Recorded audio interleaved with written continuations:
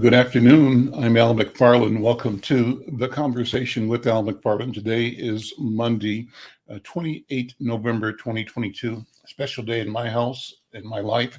My wife Bobby's birthday. She turns 74 today.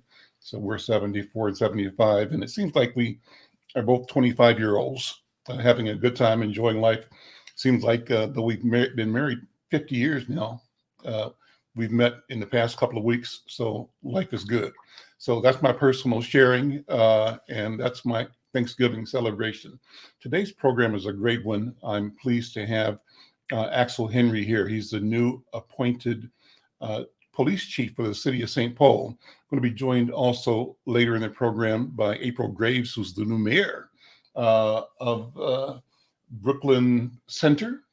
Congratulations to April Graves. And we hope to be joined by Hollies Winston as well, the new mayor of Brooklyn Park. First, let me say hi to my colleagues and friends, Diana Hawkins and D. Phillipps, my partners over at Hawthorne Neighborhood. Diana, D, good to see you both. Thank you for being here and thank you for collaboration with me.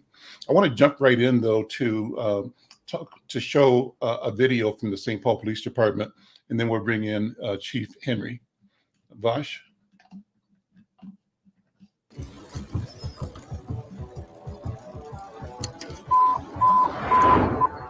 All squads hold the air. Prepare to copy. Emergency attempt to locate the St. Paul Police.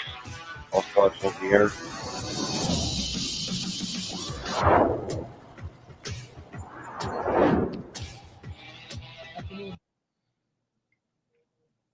Driver's license and insurance.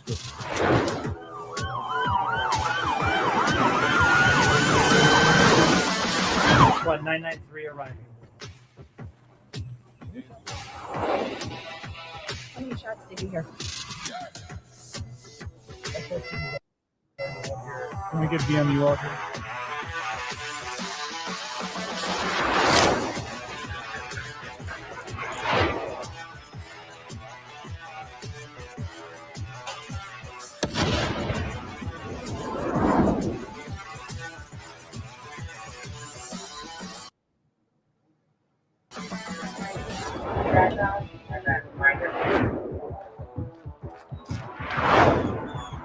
St. Paul Police! Anyone else in the vehicle, step out now!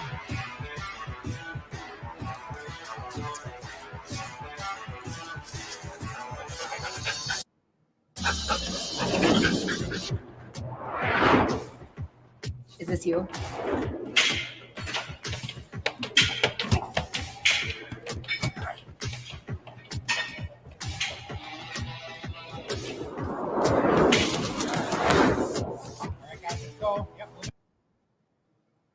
Looking good.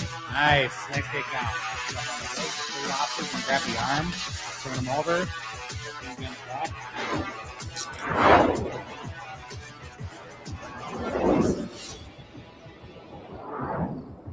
Can we help you find a place to stay tonight?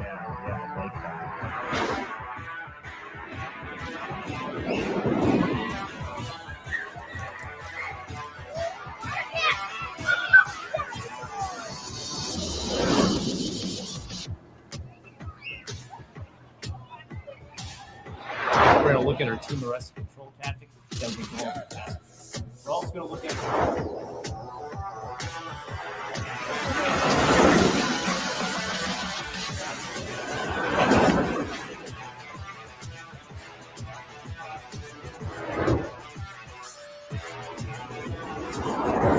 going forward. We're out there.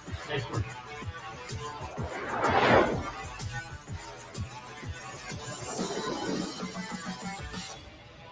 Beautiful night.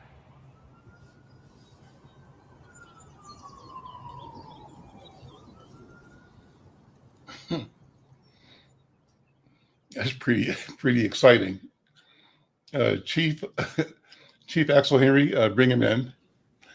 Boy, that's exciting, man. How you doing? I'm doing great. Yeah, it was a little bit choppy there with the streaming. It's a lot smoother. We encourage people to go to SPPD recruiting.org and take a piece of it or take a look at it. We're really excited about it. We're really excited about recruiting more folks from our own community to work here. Well, let's talk about that first, and then I'll talk about you. What's your recruiting mission right now? You're launching a new program, I understand. Yeah, so what we're trying to do is be much better about helping people on board. And so we get people at different levels of interest. We have folks in high school that are reaching out that clearly aren't ready to be police officers yet. And then we have folks that are in their 30s that maybe are thinking about a life transition. And then we have folks all the way in between. And what we want to do is make sure that we're set up best to reach them and meet them where they're at and then help them with that process. So if a young person, you can imagine, we'd be suggesting, this is a good degree or good school to go to, or we kind of help them with that and find out what barriers are in their way and then maybe provide some assistance in removing those. But then on the other side of that is some of the older folks. And I think a lot of times people think when they get a little older that they're getting too old for this. We hire people at all ages, and actually the more mature people are and the more life experience they have, oftentimes the better they do. So we're looking to make sure that on-ramp is as uncluttered as possible for the folks that want to come work here. And the age range might be from what to what? What's the oldest person you've hired? Well, I've only been the chief for a very short time, but I know we've hired people in their late 40s here before, and they've had very successful careers. Obviously, with the way city employment works, with the pension, you wouldn't be able to probably gather up as much time as you might if you started earlier, but that shouldn't be a distraction for anybody. It's still a great place to work, and it's a wonderful calling and a blessed career. Chief, what's your own story? Congratulations on your appointment, first of all, but share with our viewers and our readers and Inside News your personal story, your journey as a law enforcement officer. So my journey is not kind of I think what people would consider the classic journey that people go to when they come into law enforcement. I was a St. Paul kid, born and raised. My dad was a professor at McAllister College. I attended public school here and graduated from St. Paul Central High School. And I was working for the city for Parks and Rec at the time when I graduated high school, and I actually helped pay my way through college doing that same thing. But when I came out of high school, I didn't have any intentions on being a police officer. I wouldn't say that I had a negative opinion about law enforcement. It just wasn't really what I thought I wanted to do. And then as I got older, when did you finish Central High School? What year was that? 1987. Okay. Yeah. So the reason I ask is Central High School is the center of everything in St. Paul. Well, the our mayor agrees with you. All the energy, good and bad, somehow is connected, to Central. There's an awareness. I think the bottom line energy is positive and great. There's a lot of great people, great things, but there's also this idea that everything about the community shows up and is known by Central in some way. I don't know if that's a fair assessment or not. I would agree with that 100%. And I would actually say that by the time you get to high school, maybe some of the things that you are learning from the world, and not all those things are always good, are starting to set in. And I would say that my upbringing here in St. Paul was equally, if not more, contributed to by being a grade school going 1 through 6 at Webster Magnet, which is now Michelle and Barack Obama. I mean, that school and the diversity and the different backgrounds and everything that was going on at that time was very cutting edge, and I think still is to this day. And it really shaped who I am as an adult. Okay. And I go from there to say that I used to live in St. Paul. When I first came to Twin Cities, I was a reporter for the Pioneer Press and attended the University of Minnesota, but I lived over on Holly Street and Dale, and kind of knew the community. And I say that to say you are thoroughly in and of the community. Oh, I hope that's true. I mean, you can't be as expert as a resident in every neighborhood, and we have all these awesome neighborhoods in St. Paul, but being a person that was born and raised here and worked for parks and used to service the rec centers all over the city. And I have a spouse who's the executive director of the Rondo Community Land Trust. So, both of us are very much involved in what the history of our community has been and what we know its potential is and what we know that we can do to try to be of service. What are the challenges for you as the chief? What do you think lies ahead? Well, we obviously have a big problem right now with gun violence in particular, and that's a big issue. And competing with that currently is our issue of recruitment and retention. We used to be a department 25 years ago where the rivers from the other agencies were flowing into us. Everyone wanted to come work here. And now I think because of some of the attitude shifts from the public that are either real or perceived, and the fact that we are kind of ground zero for a lot of things. I mean, if something happens where there's going to be protests, they're protesting on Summit Avenue at the governor's mansion, they're at our Capitol, and that can be very taxing for the workforce at times. But I also tell folks, if I want to do meaningful, important work, then there's no better place to do it than here in St. Paul. So that video that we showed in the website, SPPD recruiting.org, is where we're trying to get more and more stuff on there to let people know that if you want a career in service and you want to serve with a purpose, there's no better place to do that than the city of St. Paul. How do we get more Black kids and Black families to see themselves as candidates and as owners of the justice enterprise? It seems to me that the notion of, say, fire departments and police departments historically around the world have been fathers to sons or, uncles. And there's been, therefore, a selection process that's been fairly internal and exclusive. But that has to change because the population is changing. How do you see that happening under your watch in St. Paul? Well, I think that was one of the reasons why the mayor and I connected, pardon me, is, I had this story that wasn't that story. I wasn't the kid of a cop who started off and from, the age of 8 or 9 was trying to be my dad. And so I didn't really want to be a police officer, and something from outside drew me into an interest.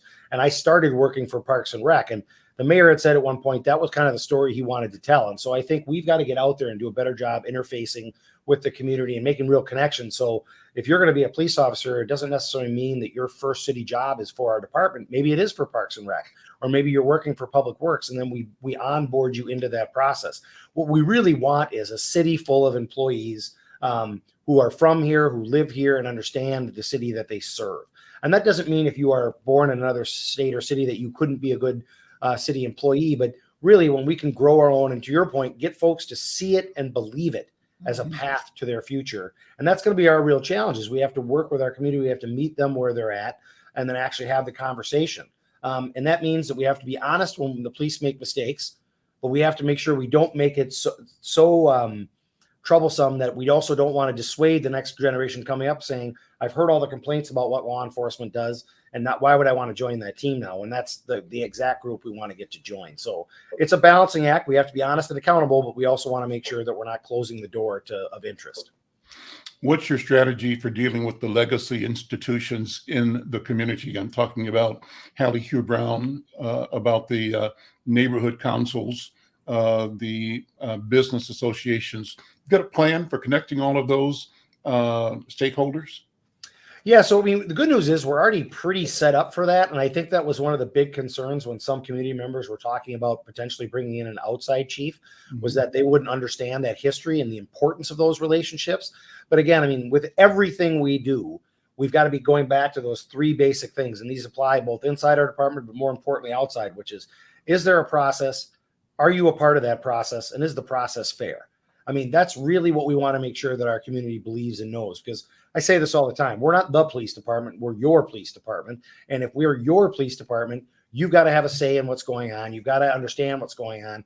And to be honest with you, those groups that you just spoke of are going to be our best recruiters, because it's a different message when Axel Henry comes out and says, join the police department. I think most people would think, well, you're the chief. Of course you think I should work there. But what if Al McFarlane's saying it? What if our other community leaders are saying it? What if the NAACP is saying it? That's a different message. Now we have to earn that. You can't order people to say that about you, but if we earn it, then we can get folks out there recruiting for us in a way that I think is more successful.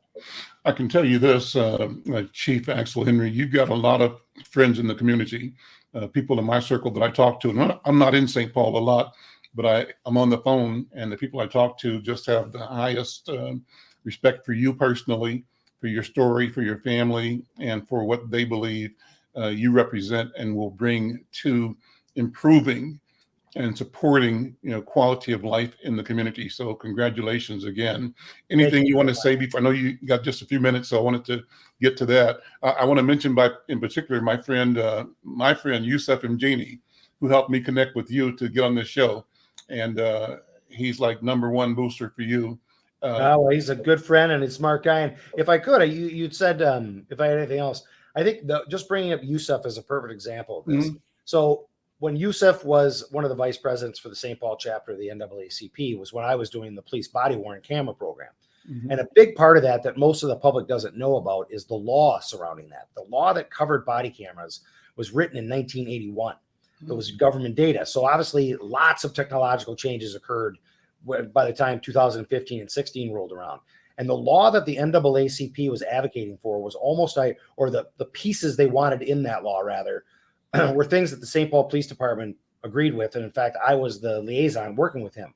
We testified separate from every other law enforcement lobbyist group in the state. And it was Youssef and I. And what happened was afterwards, legislators from northern Minnesota that really don't understand the different dynamic between what it's like in maybe Pewabic versus here in St. Paul came down and said, seeing the two of us together, clearly as friends, clearly advocating for a system that allowed for our community to have some say into what that policy would be and how long we kept video, who got to see video and those types of things, changed their minds. And that's what I mean by these connections. Those are the relationships that we end up policing as our collective police department, as opposed to we're the police, you're the public. It's not like that. We are the community and the community is us. And that's how we have to operate. Chief, thank you so much. Thank you. I appreciate the opportunity. And we'll see you again. You're welcome to come back anytime and have your team come back and talk about their priorities, their work. I think our job has to be to continue to explain and document the workings of governance and of service in a way that it's a second nature for ordinary citizens to say, I get it, I understand it, and I own it. So we'll see what happens. That's perfect. After the first of the year, when things have calmed down a little bit, we'll see if we can get back on her. I'd love the opportunity. Awesome. Thank you so much. Thank you. I'm Al McFarlane. This is The Conversation with Al McFarlane. Dee and Diana, what do you think? That was a great interview, great conversation. What do you think? I like his motivation, and I like the fact that he's about where he lives, and he wants officers from where he lives. Like he said, you got to know where you live, know the community. So I like that. Great. I'm going to ask my buddy Youssef and Jeannie to hang out with me for the balance of the program and to be with me as I do the interviews with April Graves and with Hollies Winston. But I wanted him to start off by, I used your name not in vain, Youssef, and talking to the chief a minute ago. Come on. Yeah, there you. How you doing, man? Good. Thank you. Yeah, well, and I wanted to thank you for setting up the interview, making the contact. That was so important. But his example was a great one, how you and he worked together as friends, executing, testifying on the value of the body cam strategy for the department.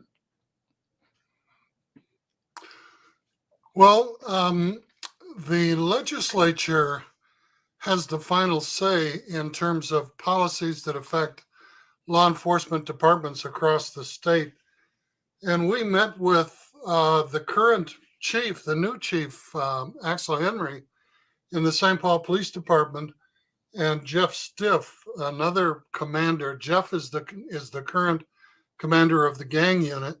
And we met with Jeff and Chief Henry, who was then just a senior commander, for about 18 months about the body policy in St. Paul. The national NAACP was one of a coalition of about 26 national organizations who put together a document entitled Principles for Body Camera Policies. And we lobbied in the state legislature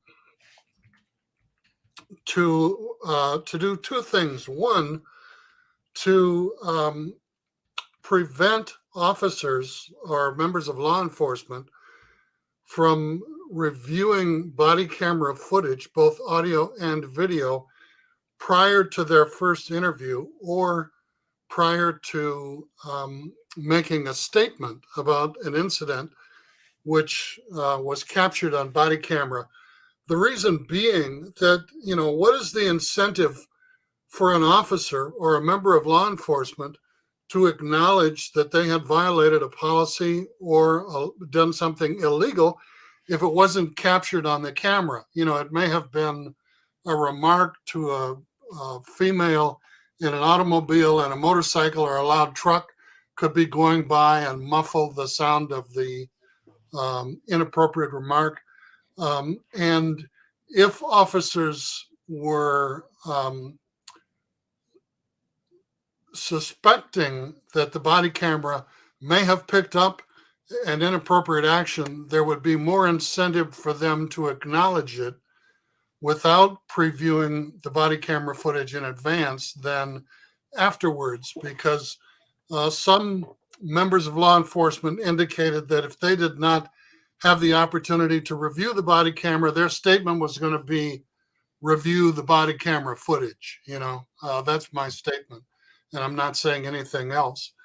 And so we initially, Mark Dayton was the governor at the time, and he indicated that unless it was a part of the legislation, that he was not going to sign the bill. And there was some back talk between members of his senior staff and the conference committee that was looking at it. And the conference committee decided that they would not allow anyone to comment on anything that was not in the bill, but they could only comment on what was in the bill that was the draft bill that was the legislation coming out of the conference committee. And within the conference committee, they said that each local law enforcement agency could create its own body camera policy as long as it did not supersede the state policy. Okay. And there are 800 different municipalities and law enforcement entities in the state of Minnesota. So if you're going fishing somewhere up near St. Cloud, you may drive through 24 local municipalities on the way to the lake or the river where you're going to fish, and each one of them has their own body camera policy, which is crazy, okay, because they can create their own policy as long as it doesn't supersede the state policy and do whatever they want. And as a result, most departments, and Minneapolis is the interesting exception, most departments either require or allow their law enforcement employees to review body camera policy before being interviewed or before writing their initial report or making a statement. Minneapolis is the one notable exception, and I never thought that Minneapolis would be on point in terms of a body camera policy that would be a model for the state. In the country. But they are. Yeah. And so kudos to the city of Minneapolis for having a policy, because if you look at the Hennepin County Sheriff's Department, they use facial recognition, and they could go to a protest, civil, lawful protest or a parade or a block party or what have you, have the body camera on and just rotate their body. And the facial recognition policy, which makes errors as high as 60 to 80% for women, especially women of color, and especially the darker the person's complexion is, the greater the error rate for facial recognition. It's very problematic in terms of falsely identifying people as dangerous or criminals or having warrants or having not paid parking tickets and creating altercations with the police department that may lead to their arrest and detention, based on false scientific technology. So we've had a good relationship with the St. Paul Police Department going all the way back to 2001 when Corky Finney was the chief. And I'll try and be brief. We came into agreement through an agreement that was, negotiated with the assistance of the Justice Department for a compact or for an agreement between the NAACP and its representatives, which included Hallie Q. Brown, the African American Leadership Council, the Interdenominational Black Ministerial Alliance, the leadership of the NAACP, the city attorney's office, the mayor's office, and the chief of police, that lays out an agreement that has lasted for 21 years. And we've spent the past almost 3 years negotiating an addendum to that 2001 agreement, because we have body cameras, we have military equipment, we have a lot of technology. We have the internet is much more widely used. There are faster and greater means of communication, outreach, and data sharing. And we just had that agreement signed by the NAACP by the police department and the city of St. Paul several weeks ago. Let me jump in here, Yusuf, because I don't want to keep my mayors waiting. I want you to hang out with me here. Okay. Let's bring in Mayor April Graves and Mayor Hollies Winston. And mayors, congratulations to both of you. And I'm pleased to have the opportunity to have you on the conversation. April, start with you. Congratulations. We didn't endorse you. You know that. But I'm pleased that you won. That's number one. And I just didn't figure that you were going to prevail, and you did. So number one, I'm taking the egg off my face, right? But more importantly, I'm really smiling in support and in appreciation of your vision, your work, and of your success. So talk about now being the mayor of your town. Well, I still got a few more weeks left as council member. So finishing up, some of my responsibilities as council member and preparing to go into the role of mayor at the beginning of next year. I'm excited. I also, am realistic about the work ahead of me. One of the main things I've kind of been focusing on over the last few weeks since the election is over is just, thinking about my own personal and professional boundaries. The mayor position in Brooklyn Center is still a part-time position, and I still have a full-time job in the Office of Violence Prevention in Minneapolis. And a family, kids, two teenage girls. How's that going to work? So you're the boss of your town, but you work in management as a professional in another town. Mm-hmm. Where do those things touch, or do they touch? Well, I can give you an example. So last Saturday, I did a training for about 35 or 40 people on the public health approach to violence prevention, adverse childhood experiences, and healing, as well as conflict de-escalation and resolution. And a couple people from Brooklyn Center, including a couple staff members, attended that. And so a lot of the work that I'm doing as a policymaker and a council member and community member in Brooklyn Center is similar to the work that I'm doing in Minneapolis around violence prevention. So we're dealing with a lot of the same issues, whether you're thinking about policing or you're thinking about public health or you're thinking about housing, those issues surpass jurisdictional boundaries on a regular basis. And so to me, a lot of the work that I'm doing is about connecting people, leveraging resources, building larger networks and coalitions of people that can do the work collaboratively instead of being siloed, whether that's in their city or in just their specific work, whether you're thinking about domestic violence or access to housing, because a lot of the time people are dealing with multiple issues at a time, and not all of us can be an expert in everything. In fact, I don't think most of us can, although I am kind of a Jill of all trades.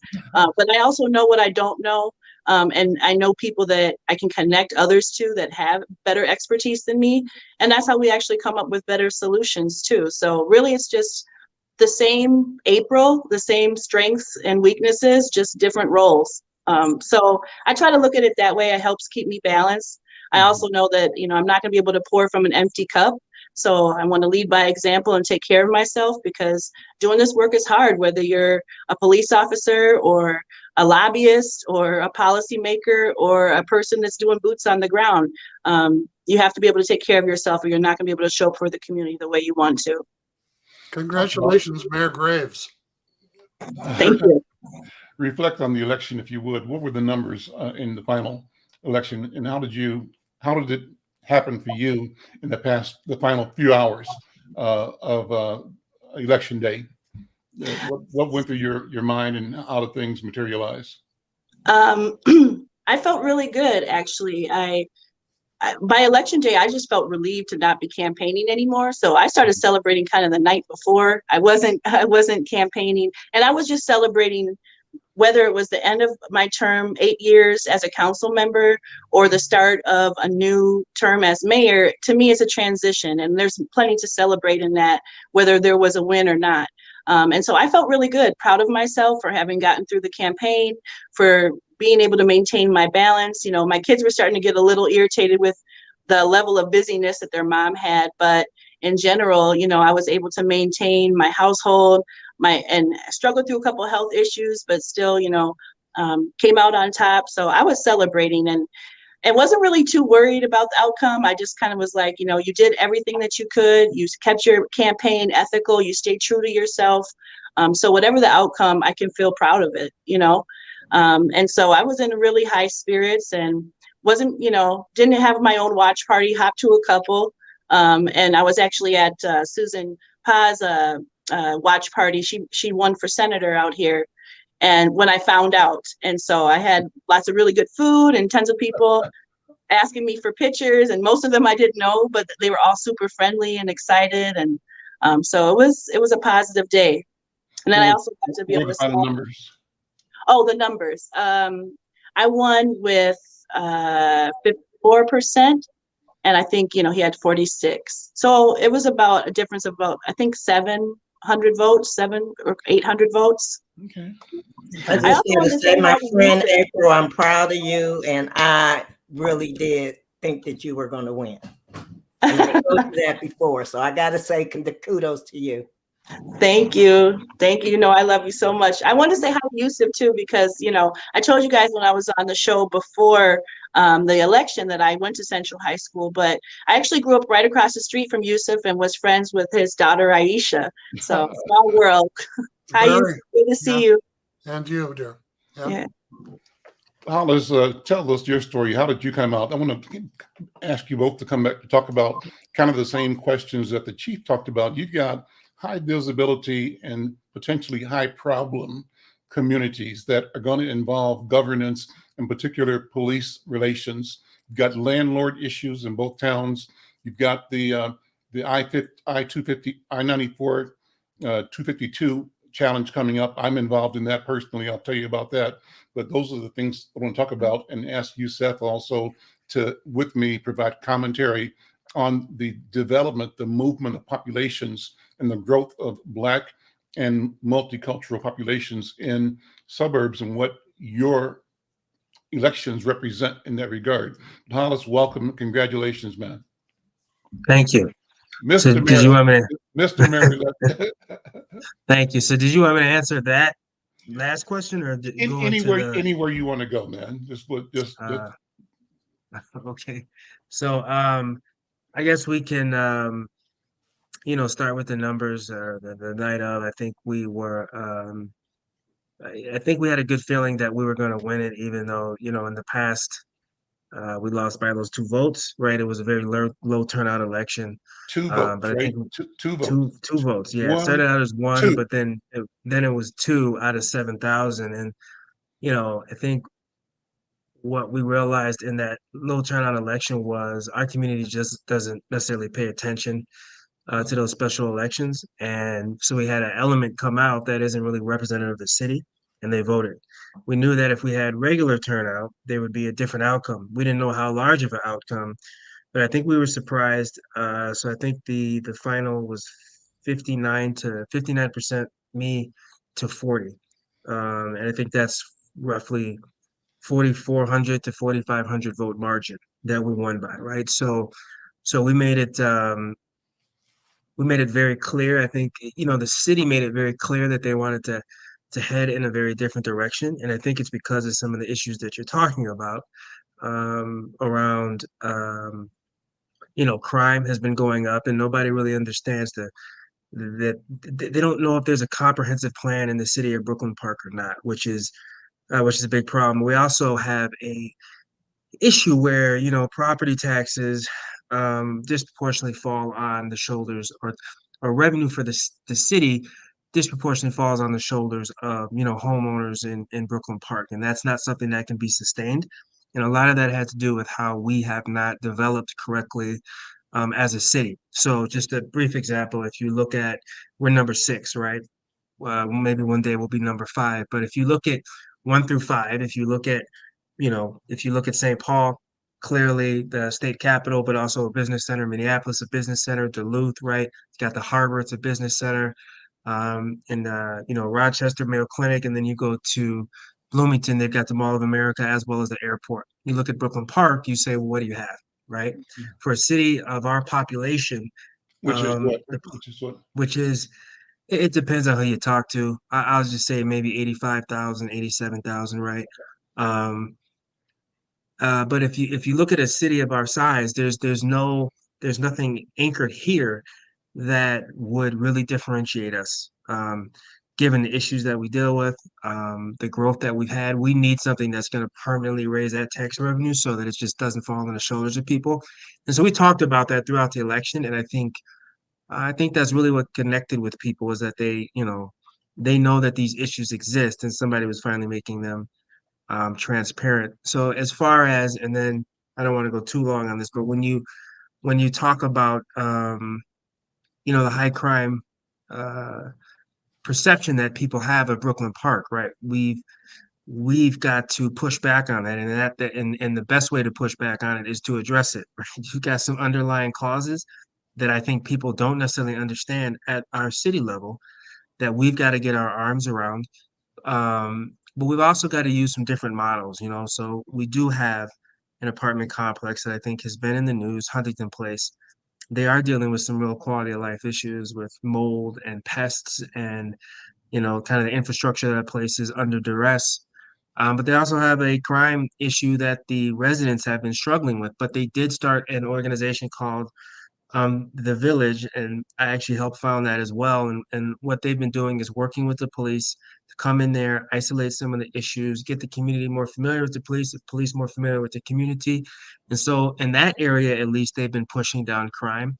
So I think we need to get more creative. I think yes, you need to fully fund, but we need to get more creative and being in this position, not looking in anymore, but actually, being the mayor that won by a good margin.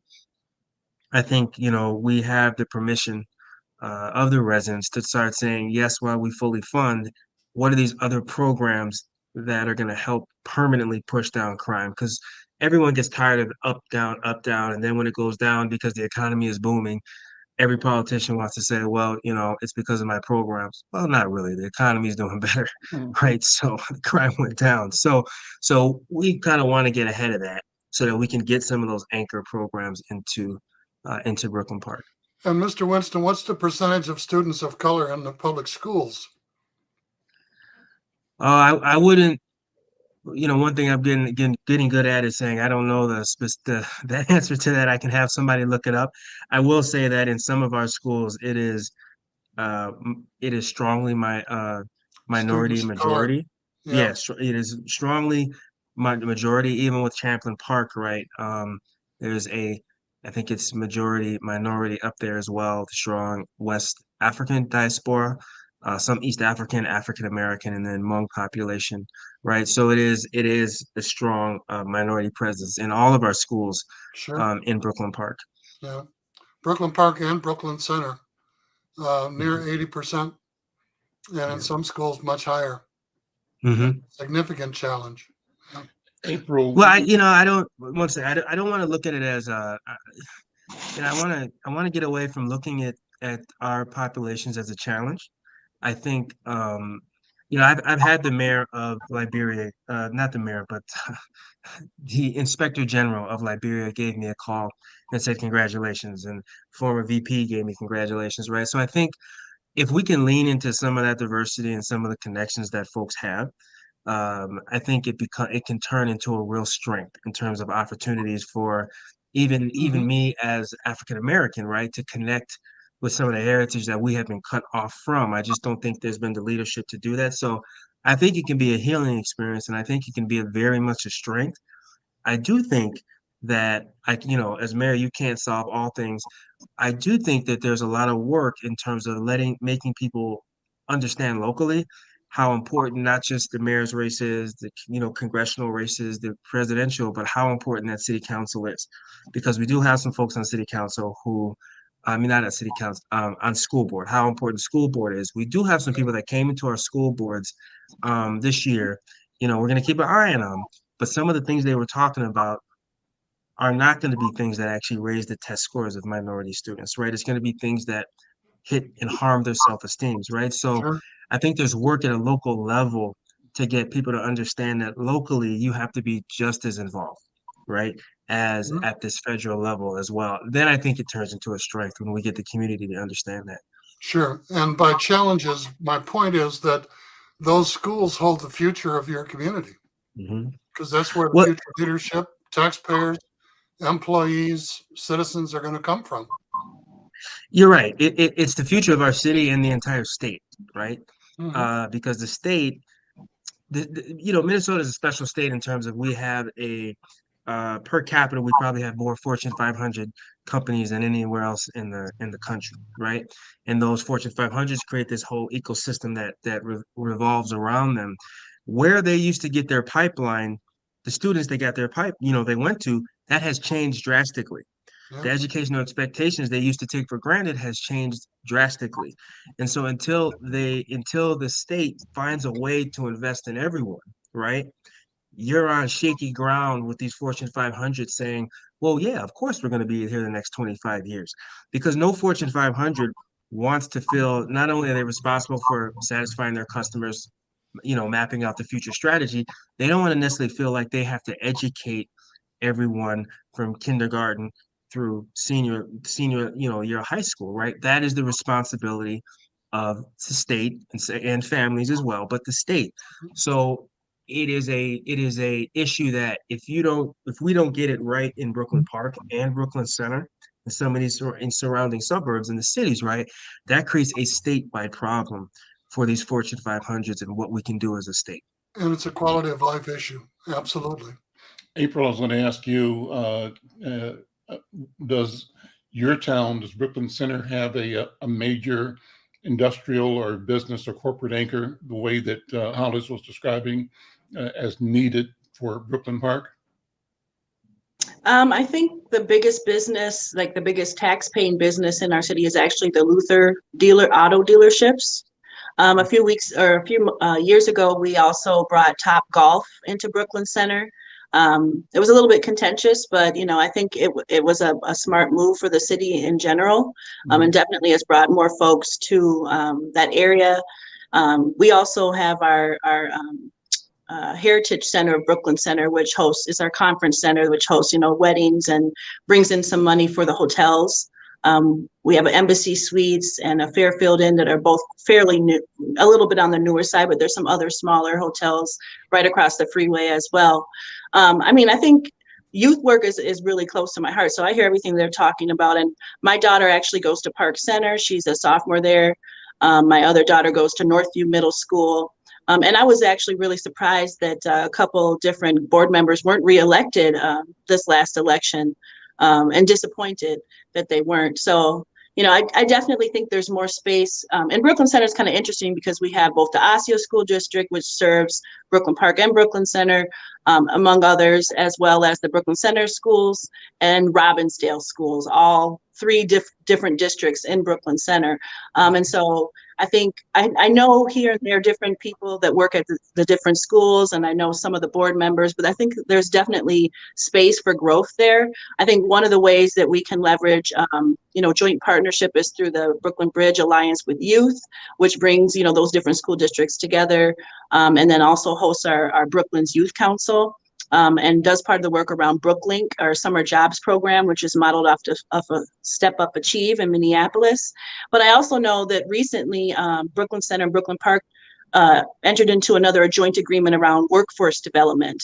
And that's primarily work that the staff has been leading the implementation on, but I'm really excited about. And I feel like actually didn't get very much publicity because, there was other things that were being discussed at the time in the council that took up a lot more space and time in the meeting than that particular agreement. But I'm really proud of the staff working with Brooklyn Park to create this workforce development agreement, and excited to see how they can use that and leverage that not only with the summer jobs program for youth, but for also young adults in both the Brooklyns, and helping them to get into some real career paths that help them to build generational wealth, afford their housing, and be able to be reinvesting in our cities in a positive way. What about the question of law enforcement in your town? You've achieved international notoriety because of the case involved, right?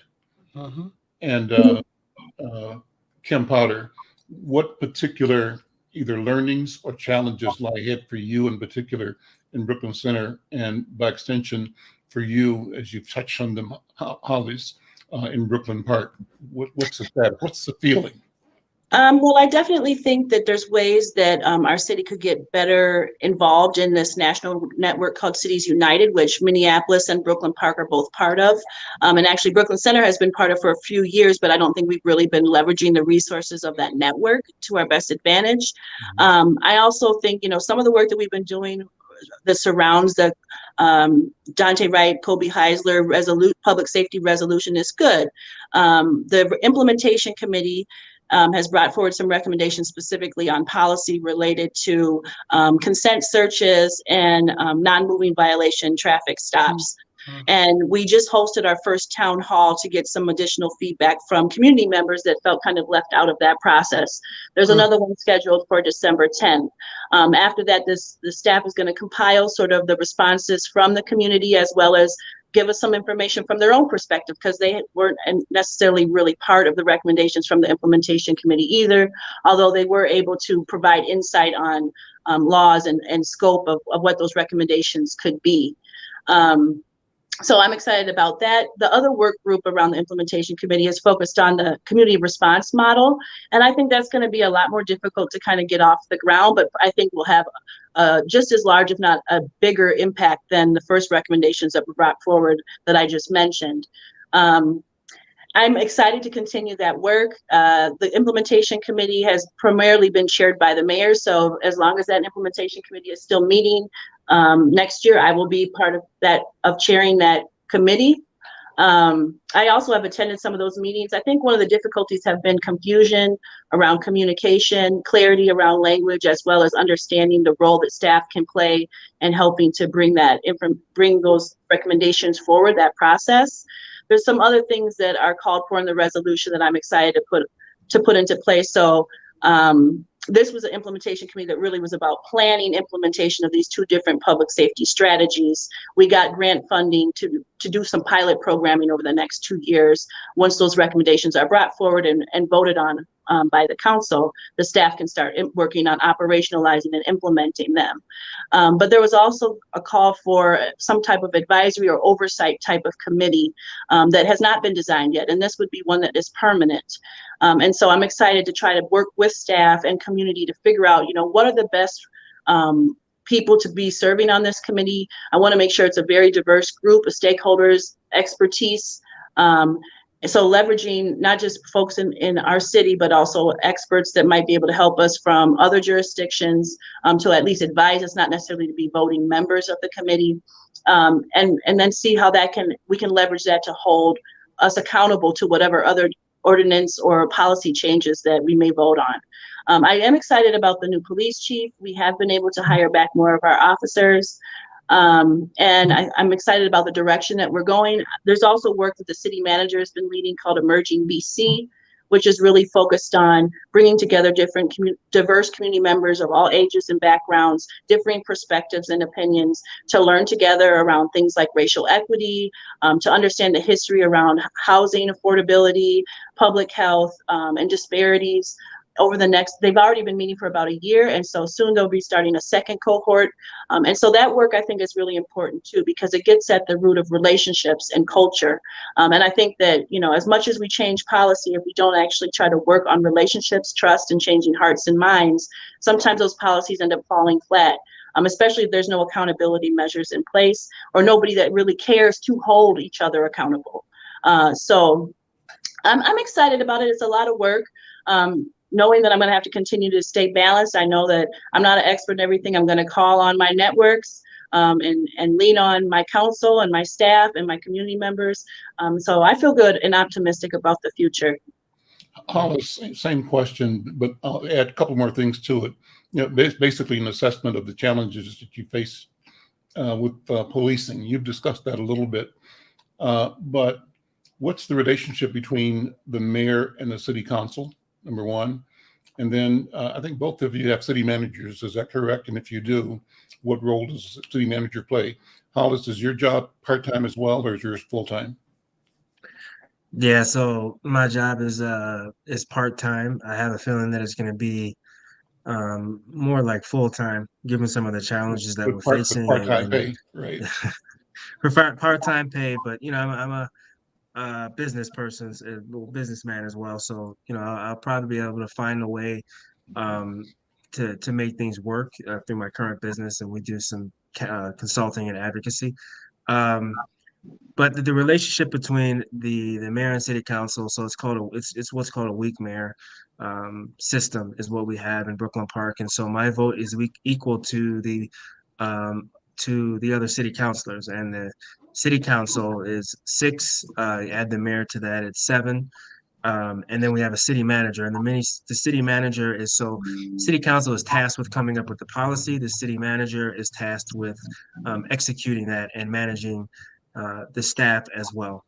And so for now, I'm looking at the system and saying I believe we can make that work.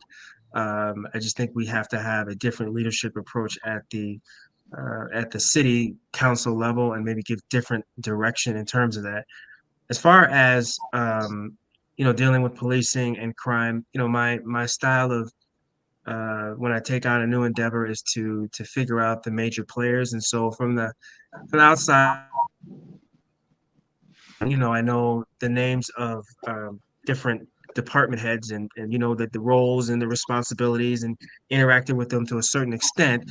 But the reality is I've got to get in there and learn kind of how things are going, what that culture is from the inside, and then begin to ask the right questions to shine a light on what we think needs to change. But we also need to build a governing coalition. So we've got four new people coming on the city council. So three people um, from the the West, Central, and East District. One each is coming on, and then myself. So we've got and then with the What other are the city councils. demographics? What's the racial composition? So the racial composition is anywhere from 30 to 35% African heritage. A large portion of that is West African, and then primarily within that Liberian. I would say a third is probably African American. Then 15 to 20% is Hmong. Another 5 to 10% is Latino. And then of course you got other, and then that leaves,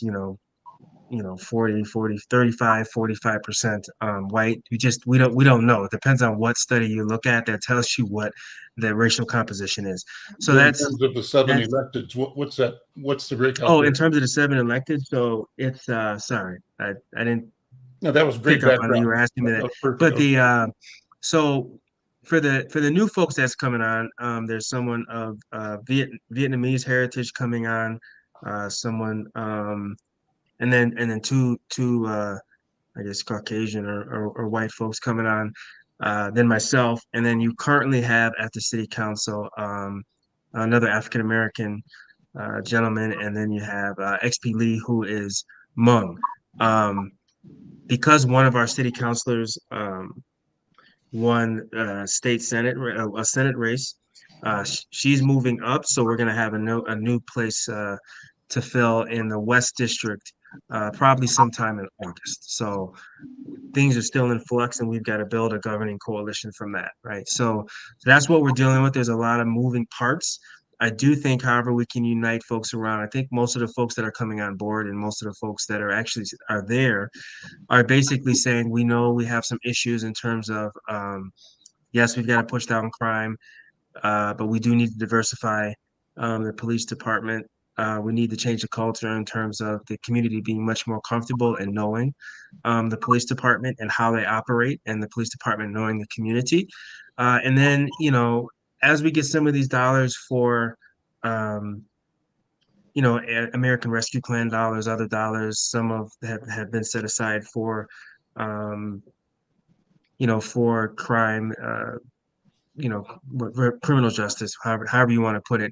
Some of those have been put aside for that. We know that we have to come up with a model that uses those dollars, right, to kind of map out what's going on in the community and build those relationships. And we know we've had opportunities with those dollars in the past, and we kind of use some older models that just have not worked.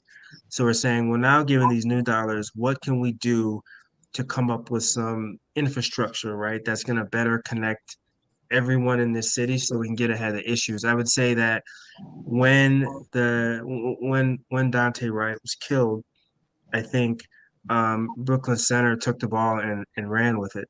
I think Brooklyn Park missed the opportunity to address it in our way. So that doesn't mean we would address it the same way Brooklyn Center would address it, right? But what's our contingency plan if something like that happens? What are we putting in place so that those issues don't occur, right? How are we creating a culture so that we can get ahead of some of these issues, right? And we just missed it completely. So now we have to do some of that work so that going forward, we're not putting ourselves in a tenuous situation. April, how big is Brooklyn Center? 85,000 in Brooklyn Park. How large a population in Brooklyn Center? And 35,000. Okay. And then what's the relationship between the mayor and the city council? And who runs the police department? The chief reports to the mayor in both places or to the council? Reports to the city manager, and the city manager reports to the council. Although the council as a whole has asked for regular updates from our police department. So like on any given week, I might get multiple different emails from the police department telling me about a police incident, whether they were assisting, in Brooklyn Park, or Brooklyn Park was assisting, or if it started in Minneapolis and came to Brooklyn Center. So we do get updates. There's definitely a need for more transparency. One of the things I worked on when I was while I've been on the council is with the former city manager and former police chief, the importance of starting to track data, because the county had been doing that, for smaller local jurisdictions, but not to the extent that I felt like we should be. So we created a police data dashboard and now track some of our traffic stop data, which we had not done before. Good. I do think that there's some limitations to the data that's being tracked in ways that it could be improved upon, but it's a step in the right direction. So there's definitely still a lot more work to be done there. I know that our police have been going through, different types of de-escalation and cultural responsiveness type trainings, and that there's been additional requirements through some of the lawsuits that have been, or settlements that have been created. And so I know that that's a focus, and I plan as mayor to ask for regular updates on that progress. They're also going through a staffing study to see really, how many police officers does Brooklyn Center need? Right now, there's 49 total. But right now, I don't think we have, I think we're still short about 7 positions. Yusef, you had a question or comment? No. I was just saying that I think the steps that both mayors are taking are excellent, and particularly the listening sessions, the opportunity for community input, because if the community doesn't have any investment in the process, they're not going to buy the end product. So Exactly. I think the work that you're doing in those areas is exceptional, and I wish you the very best. Thank you. Dee and Diana, before we close, any comments, reflections, thoughts, advice? I just want to say, Yusef, I listen to you weekly, and I just love the way that you break the information down and just spell it out for us. I just love listening to you, Yusef. I watch you every week. Well, the only things you keep are the things you share, dear. So happy to share. Dee, any thoughts, feelings, impressions, or questions? You're muted, Dee. Unmute yourself, Dee. I grew up in Brooklyn Center, so I'm looking at what April's talking about and what Hollis is talking about in Brooklyn Park. And it's completely different from what I remember. But I hope that both communities can work with Minneapolis, because there's no separation between the 3 of them. Trouble goes everywhere. And I'm hoping that part of the solution that Minneapolis reaching out to surrounding communities and working together. We're out of time. I want to thank my guest. Thanks to our former guest, our first guest, Chief Axel Henry.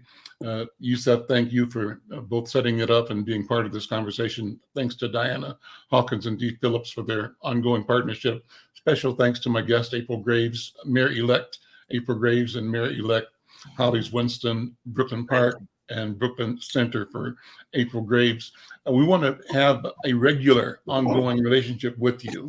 So hopefully we can organize a way that on a periodic and promotable time frame, we can get updates and ask tough questions, let you get into the thick of what's going on and how we govern and what we mean to each other in creating communities that are sustainable, that are based on justice, and April balance, promoting balance everywhere for all of us.